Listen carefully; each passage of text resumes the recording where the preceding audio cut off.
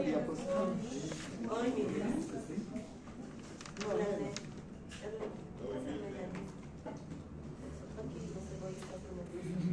Bien, el cáncer de mama, Exagerado.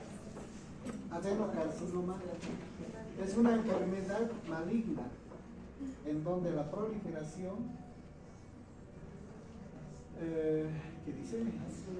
Acelerada, desordenada y no controlada de células pertenecientes a distintos tejidos de la glándula mamaria forman un tumor que invaden los tejidos vecinos y da metástasis, ¿no?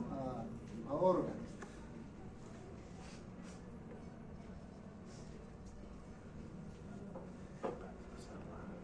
Segundo lugar de la patología maligna de la mujer. La primera está en el aparato genital, ¿no? Cáncer de ovario.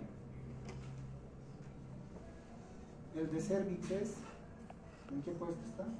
Cuarto. Cuarto, ¿no? No se van a olvidar nunca. Podría aumentar un puntito.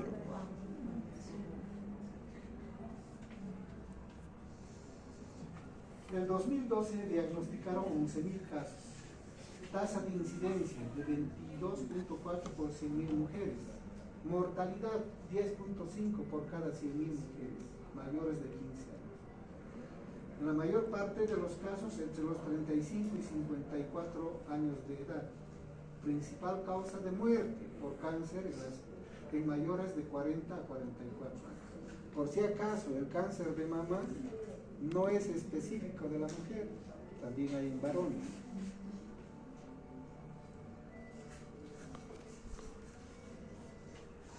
Factores de riesgo hormonales, mayor exposición a estrógenos.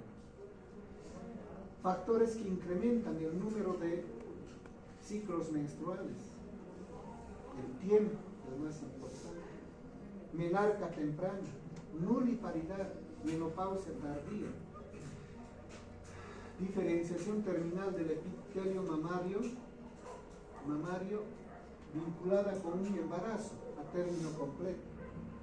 La obesidad, ¿no? En la obesidad la androstendiona se convierte en estrona por la aromatasa, ¿no? Incrementa el riesgo de cáncer de mama. Factores de riesgo no hormonales, exposición a radiación,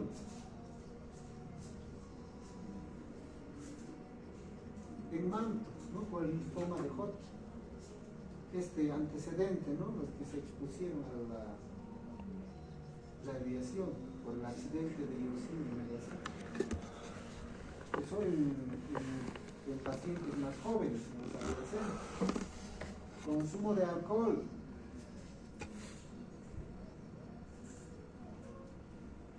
¿Qué dice aquí? Estradiol. Alimentos con alto contenido de grasa. Estradiol. Alimentos con alto contenido en grasas.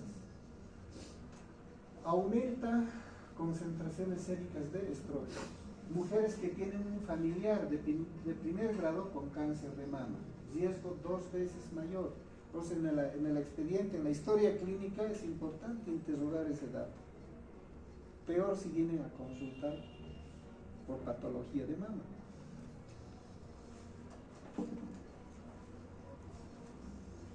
Podemos encontrar pacientes con patología benigna de mama, también con mastopatía fibroquísticas, adenosis esclerosante, papilomas intraductales. Estas son 4 veces mayores el riesgo.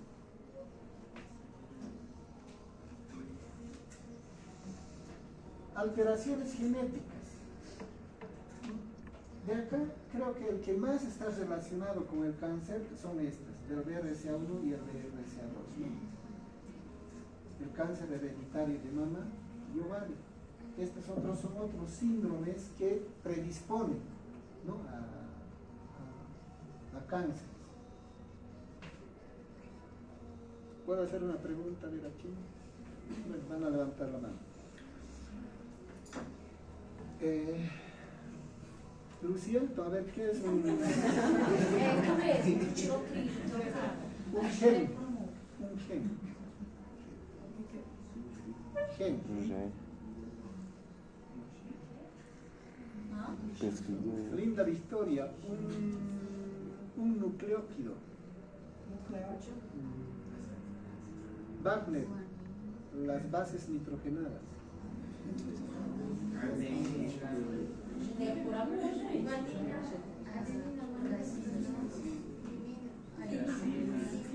Esas son las bases nitrogenadas, que es un componente de los nucleótidos, ¿no? Y los genes son secuencias de nucleótidos.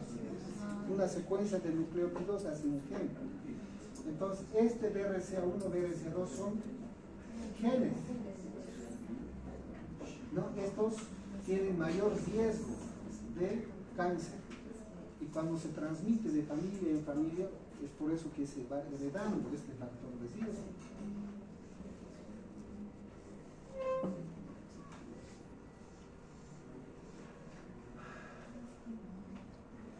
Podemos encontrar un carcinoma in situ en el 15 a 30%. De estos puede haber subtipos histológicos. El carcinoma ductal in situ es el más común, miren, el 80%. Y el carcinoma lobulillar in situ, el 20%.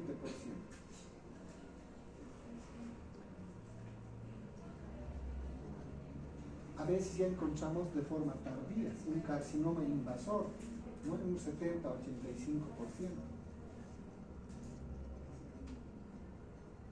¿No? Esto puede estar relacionado con una enfermedad de pillo del pezón o un carcinoma ductal invasivo. De este, el adenocarcinoma con fibrosis productiva, ¿no? El CISO simple suele ser el 80%. El carcinoma medular 4%, carcinoma mucinoso 2%, carcinoma papilar 2%, carcinoma lobular 2%, carcinoma lobulillar invasivo 10%, y 4 cánceres raros, ¿no? De otros tipos histológicos. No todos estos corresponden al carcinoma ductal invasivo.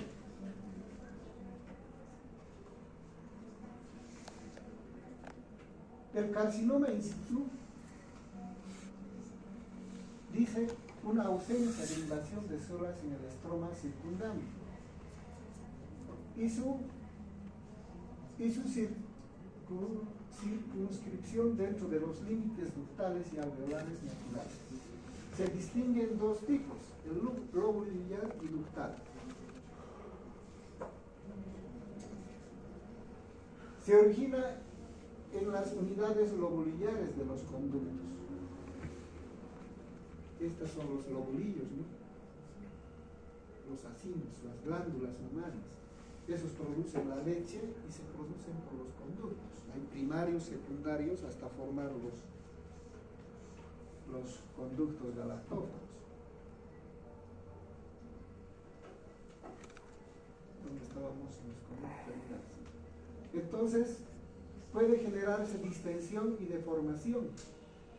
Se diagnostica en pacientes entre 44 a 47 años, caucásicas. 25 a 35% suele ser cáncer invasivo.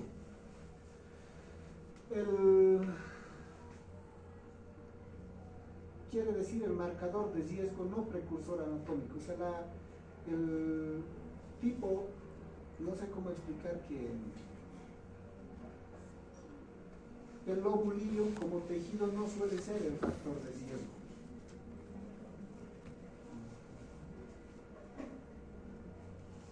Dentro de la terapéutica, el objetivo es prevenir o detectar en una etapa temprana el cáncer invasivo. La extirpación no tiene beneficio porque afecta de manera difusa y el riesgo de cáncer invasivo es igual para ambos. Entonces, si nosotros identificamos un cáncer microinvasor, puede ser, o in situ, el hecho de que hagamos excisión, inclusive con márgenes libres, no significa que lo hemos curado. De todas formas, este paciente, de acuerdo al grado de invasión, sí va a requerir radio, quimio o hormonoterapia, etc. Eso significa esto.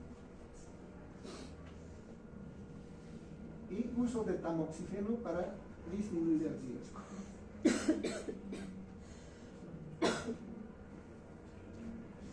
El carcinoma ductal in situ es el más predominante. Ya es en el ducto, ¿no? Aquí, en el ducto. Ya no está en el lobulillo. Término carcinoma intraductal. Conlleva un riesgo alto de cáncer invasivo. Proliferación del epitelio que recubre los conductos produce crecimientos papilares dentro de la luz. Patrón de crecimiento papilar. Los crecimientos papilares coalescen y llenan la luz del conducto, ¿no? El patrón de crecimiento cribiforme, los espacios redondos dispersos entre los grumos de células cancerosas. Esto el patólogo va a identificar. Patrón de crecimiento sólido, células cancerosas obliteran la luz y extienden los conductos.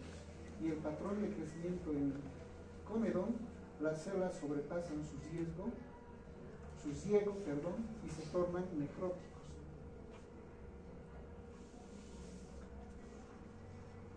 Existen depósitos de calcio en las zonas de necrosis, característico de la mamografía. Es una de las características que encuentra la mamografía. Y los oncólogos ven la mamografía, identifican las calcificaciones y el tipo de calcificaciones.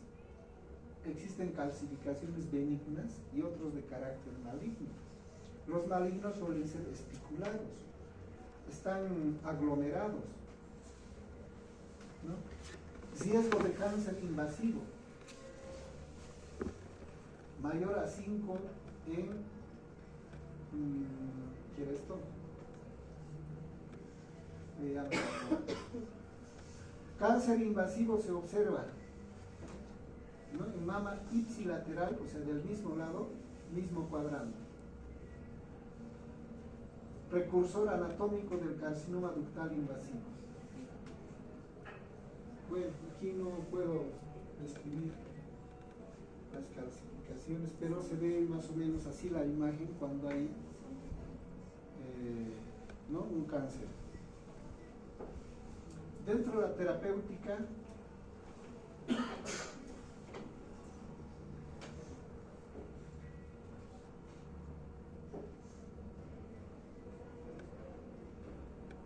se me ha ido esta. Carcinoma intraductal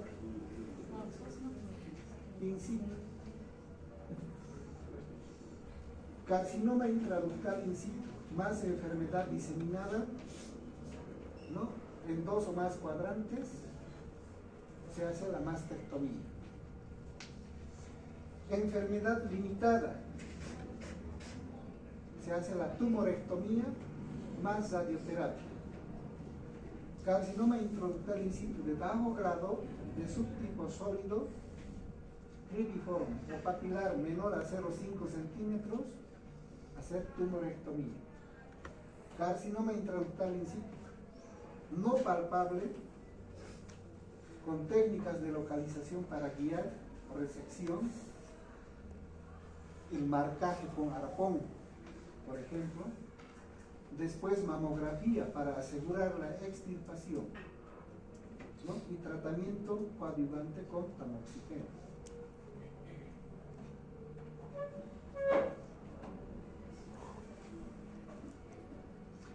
En una mastectomía la tasa de recurrencia local es menor al 2%, versus tumorectomía y radioterapia adyuvante, tasa de recurrencia 8%. 45% de las recurrencias en cáncer invasivo. La tasa de mortalidad menor al 2%. Esto aumenta si el tamaño excede los 2.5 centímetros y el carcinoma ductal in situ de subtipo comedón, y si no se aplican con rigor los criterios de confirmación histológica. Recurrencia en el sitio de intervención quirúrgica original, ¿no?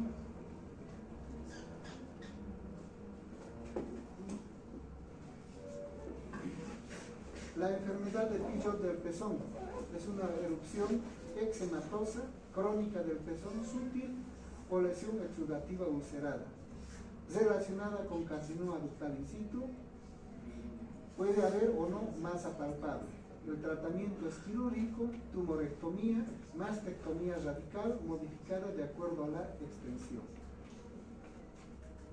Ojo, lesiones en el pezón, hay que tener mucho cuidado.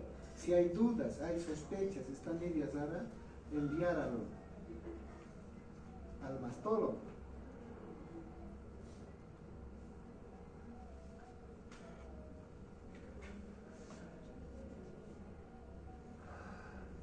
Bueno, en la enfermedad de Pillot suele estar aumentada el antígeno carcino embrionario, una alteración patognomónica de las células vaculadas grandes, pálidas, células de Pillot, ¿no?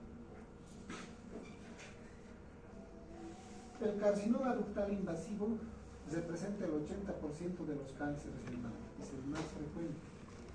Se manifiesta con metástasis que dicen microscópicas o macroscópicas en ganglios linfáticos axilares, en el 60%. Por eso no solo ver la mama, palpar, sino hay que ir a las axilas, a la región infraclavicular, supraclavicular. Masa dura y solitaria en mujeres peri o perimenopáusicas, ¿no? Entre los 50 y 60 años. Los márgenes están mal definidos, no es como el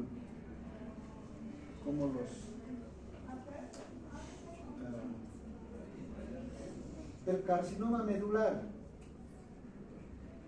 tumor maligno de origen ductal, tamaño voluminoso y se localiza en profundidad de la mano. Tumor esférico, blando y la superficie de cortes friables. Bien definidos, parecen estar encapsulados. Son polares en reportes estrogénicos, son pobres en reportes estrogénicos, 50% relacionados con carcinoma ductal in situ. Tasa de supervivencia 5 años menor que el carcinoma lobular invasivo. El tejido es más o menos homogéneo de color grisáceo, con focos amarillos, opacos, rojo, oscuro, debido a necrosis hemorrágica. Esto no va a entrar al examen, ¿no? Pero es teoría. Constituido por células voluminosas que filtran el tejido mamario, con presencia de linfocitos y algunos plasmocitos en el estroma con escaso colágeno. El carcinoma mucinoso coloide. Población de edad avanzada, tumor voluminoso, se define como fondos comunes extracelulares de mucina que rodean agregados de células cancerosas de grado bajo. Hay fibrosis que le confiere firmeza a la neoplasia, ¿no? En el 33% metástasis a ganglios linfáticos, 73% tasa de supervivencia a 5 años, 59% tasa de supervivencia a 10 años. Ya vamos a terminar. El carcinoma papilar suele presentarse en la 7ª década. Son pequeños, rara vez superan los 3 centímetros de diámetro. Se define por papilas, con tallos fibrovasculares y epitelio en múltiples capas. Baja metástasis en ganglios linfáticos axilares. El carcinoma tubular se presenta en la perimenopausia o menopausia temprana. Rara vez metástasis a distancia, supervivencia a largo plazo, metástasis a ganglios linfáticos axilares inferiores.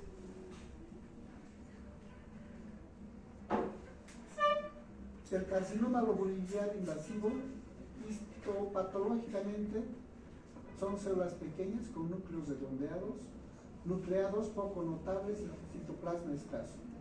Tinciones especiales, mucina intracitoplasmática que puede desplazar el núcleo. Carcinoma con células en anillo.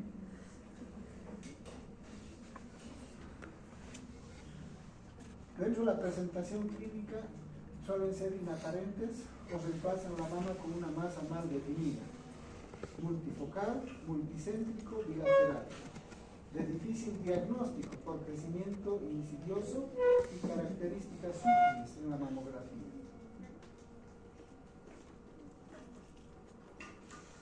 El diagnóstico, menos de la mitad descubre la tumoración. Otros signos y síntomas: crecimiento asimétrico de la mama, alteraciones, ¿no?, en refracciones de la piel o exudado por el pezón, ulceraciones o eritemas en la piel, masa axilar, molestia musculoesquelética, dolor suele estar relacionado con enfermedad benigna. Estos signos, síntomas pueden aparecer y hay que buscar. Al examen físico, a la inspección, se observan ambas mamas tratando de descubrir asimetrías, abultamientos, deformaciones, extracciones, etc. El examen se efectúa estando de pie, acostada, sentada, para distinguir asimetrías entre una y otra mama. Puede ser conveniente pedir a la persona que se siente y que ponga sus brazos a los lados en forma de jarra o empuje con sus manos contra las caderas. Después se examina solicitándole que levante los brazos hacia arriba. Lo que vimos, ¿no?, en el examen de mama. En las areolas es posible distinguir unas prominencias pequeñas que corresponden a glándulas sebáceas, ¿no?, los tubérculos de Montgomery, y algunos folículos pilosos. Si el pezón de una mama está aplanado o retraído, umbilicado, y esto ha ocurrido recientemente, conviene tener presente la posibilidad de una lesión cancerosa que haya retraído el pezón. Si esta condición es antigua, probablemente no indique una condición de cuidado. A la palpación vamos a encontrar el nódulo, la característica, si es móvil, doloroso. Lo mismo el examen físico, la consistencia. Este está sencillo de leer.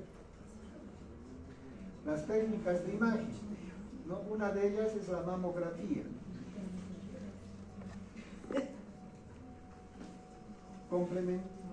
Complementa interrogatorio y examen físico. Las imágenes cráneo caudal o medio lateral oblicuo. No vamos a...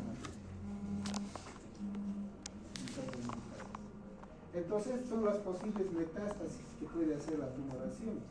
Ganglios supraclaviculares, intraclaviculares y axilares. Ahí es donde hay que palpar y examinar. ¿Sabían cómo se hace la mamografía? ¿No? Dice bastante molestoso porque les presionan. No puede ser cráneo caudal, de arriba a abajo, o puede ser lateral. Es incómodo, doloroso. ¿No? La mamografía. Puede hacerse la ductografía. ¿No? Se introduce una sustancia de contraste al conducto galactóforo y se forma la imagen, ¿no? La ecografía. Definir masas quísticas, quistes mamarios bien circunscritos, con márgenes uniformes y un centro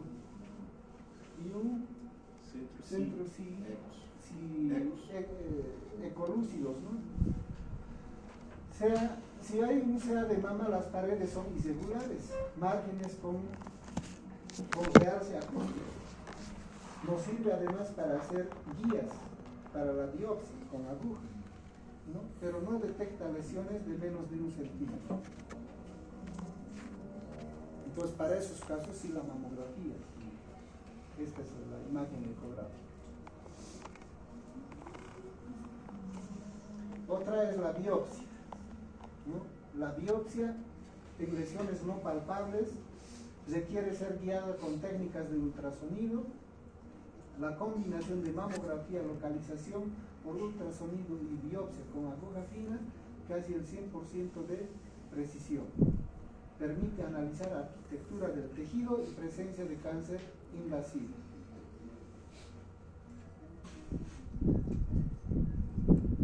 Punción con aguja fina, trepado.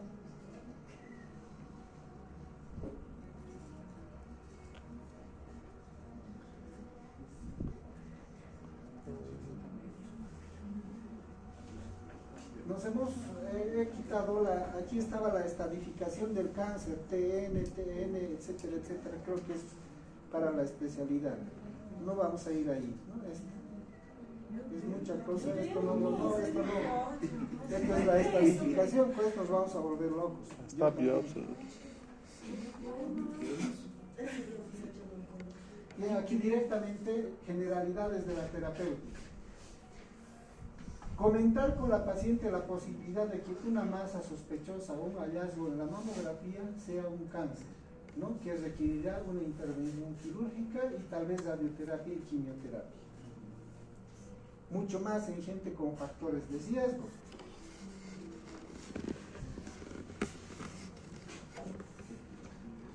En algunos casos, en un estadio 1, del estadio 1 a 2, puedes requerir radioterapia parcial, braquioterapia, con implante de bla bla bla bla, ¿no? Esto es el tratamiento, o cirugía radical. Cirugía radical se refiere mastectomía más vaciamiento ganglionar. Puedes requerir una quimioterapia preoperatoria o puede ser adyuvante. Aumenta 10% la supervivencia global en mujeres menores de 50 años. También la terapia endocrina adyuvante, ¿no? El tamoxifeno. Riesgo de recurrencia 40% y de muerte 35% en 5 años. En los estadios 3 y 4, la radioterapia, ¿no? Quimioterapia paliativa,